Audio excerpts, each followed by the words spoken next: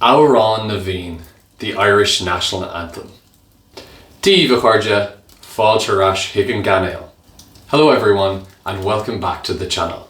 Inniu beimiid a caint Amhrán na bhFiann, Amhrán náisiúnta na Éirinn. Today we're talking about Amhrán na bhFiann, the National Anthem of Ireland.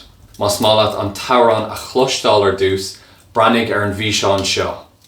If you want to hear the song first, look at the video above. Freisin tá trí leagan den Fhiann seo fáil, tosahor idir bheanach agus ord le bhéal. As well, there are 3 levels of this video available: beginner, intermediate and advanced. Agus tá nasc den Fhiann eile sa chur sios, and there are links to those videos available in the description below. Mar sin, a Éirinn, a Shane, a Do, a Tree. Scríomh Padraig Carney an tauran seo sa bhliain 1997. This song was written by Padraig Carney in 1907. Agus cur Patrick Heaney an ceol leis, and Patrick Heaney put it to music.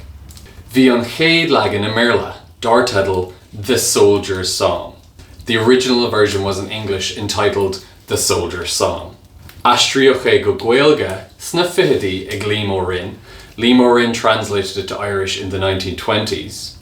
Agus faoi éire curú go hifigiúil leis an stáit faoi na trochadaí, and it was finally officially recognised by the state by the 1930s. Gheall agus brí an Amhrán, the meaning and the significance of the song. Is Amhrán faoi grád an tír, mishnach agus navsplachas. It's a song about the love of your country, courage and independence. Conam which an cuarfa a bháin de gná, we usually only sing the chorus. Sin an chuid a hosnín le Sinne Fianna Fáil, and that's the part that starts with Sinne Fianna Fáil.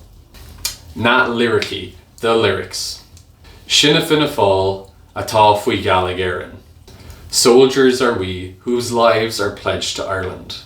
Buin dar slua, harteen a ránig cuain. Some have come from a land beyond the wave. Faoi vód bheith saor, sworn to be free. Shantir or Sinsear Fasta, no more our ancient sireland. Níag for faoin tíran ná faoin thrall. Shall shelter the despot or the slave. Anocht a haim sa bharna buil. Tonight we man the barna buil, or dangers pass. Le gheannar ghail chun báis no sail. In Ireland's cause come death or life. Le gunna scríoch faoi lámhach na biléir. Amid cannons roar and rifle peal or rifle fire. Seolamh Conaghy Amhrán na bhFiann. We will chant a soldier's song. Anish an brí, and now the meaning. Cílín Fianna Fáil léchra díalse no saidúirí na cnúna. Fianna Fáil means faithful warriors or soldiers of destiny. Harteen na trasna na danta.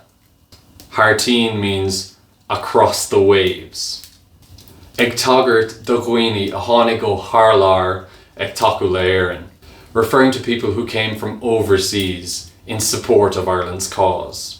Agus barna buil, ceann den a línta iscáilúla, and the line barna buil, which is one of the most famous lines, cílín sé mám an dainsear in Gaeilge eile, which means dangers pass or dangers way.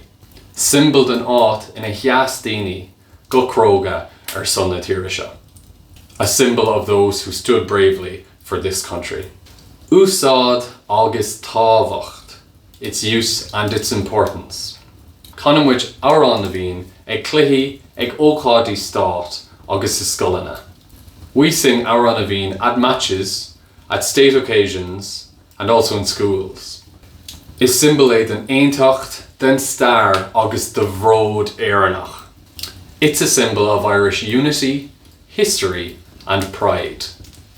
Nuair heasamid le chéile le néachana, léiríonmuid or mass or nairacht. When we stand together to sing it, we show our respect for our heritage. Mar sin an chéadúir eile a chluiseann tú Amhrán na bhFiann, So the next time you hear Amhrán na bhFiann, cuimhnig an star na focail agus an mrí atá taobh hiarda. Remember the history, the words and the meaning behind them.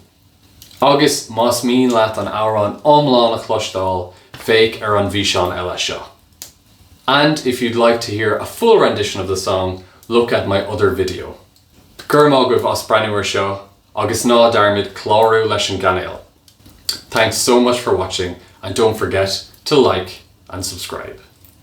Goodie an cé ceann eile a Shane a dó a trí.